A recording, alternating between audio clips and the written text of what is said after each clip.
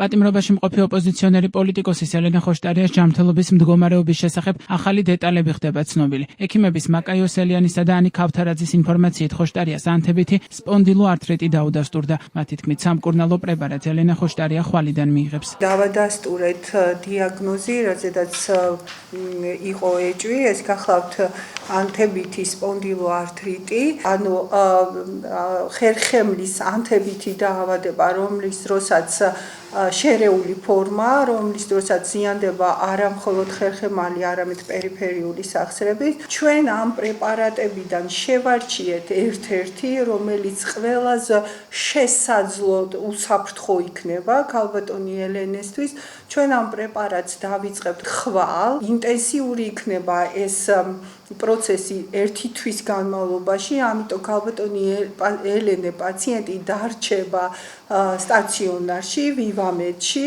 1 თვის მერე, თუ კი ეს პრეპარატზე არ განვითარდა, ამ პრეპარატზე არ განვითარდა გვერდითი მოვლენები ან გართულებები, მერე უკვე პრეპარატის გამოყენებისთვის თვეში ერთხელ პაციენტი დაბრუნდება სტაციონარში, გაკეთდება ინექცია და დაბრუნდება მერე ისევ სასჯელ აღსრულების დაწესებულებაში. გადმოყვანის დღიდან დღევანდელ დღემდე ელენეს ჩაუტარდა არაერთი როგორც რადიოლოგიური, ასევე ლაბორატორიული კვლევა, მათ შორის ნაწილი საზღვარგარეთ გაიგზავნა, ასევე ჩატარდა არაერთი კონსულტაცია როგორც საქართველოში, ასევე მის საზღვრებს გარეთ მყოფ ექიმებთან. ამ პერიოდის მანძილზე მიღწეულ იქნა ტკივილის შემსუბუქება, სიმპტომური მართვა. ოჯახი ექიმები და თანამებრძოლები ელენე ხოშტარიას სამოქალაქო კლინიკაში გადაყვანას 12 დღის განმავლობაში ითხოვდნენ. პენიტენციური სამსახური მოთხოვნას 29 ივნის დათანხმდა. ოპოზიციონერ პოლიტიკოს კალაძის საარჩევნო ბანერზე სტუდენტ მეგი დიასამიძის სოლიდარობის ნიშნად წარწერის გაკეთების გამო